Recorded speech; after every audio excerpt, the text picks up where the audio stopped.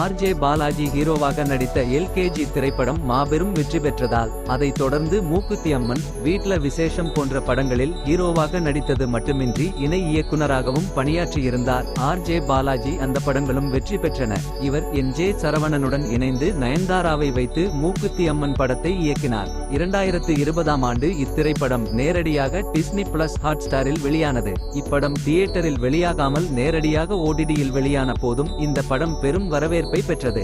இதில் அம்மனாக நயன்தாரா அட்டகாசமான நடிப்பை வெளிப்படுத்தி இருந்தார். உடனே ஆர்.ஜே. பாலாஜியின் காமெடி என படத்தை அனைத்து தரப்பினரையும் கவர்ந்தது. இப்படத்தின் 2ஆம் பாகம் உருவாகும் என ஆர்.ஜே. பாலாஜி கூறிய நிலையில், முக்கியமாக மூக்குத்தி அம்மன் 2ஆம் பாகத்தில் நடிக்க நயன்தாரா மறுத்துவிட்டதாகவும் அவருக்கு பதிலாக ட்ரிஷா நாயகியாக நடிக்க உள்ளதாகவும் தகவல் வெளியானது. ஆனால் தற்போது மூக்குத்தி அம்மன் 2ஆம் பாகத்தில் நயன்தாரா நடிக்க இருப்பதாகவும் இப்படத்தை வேல்ஸ் பிலிம்ஸ் நிறுவனம் தயாரிக்க இருப்பதாக அந்த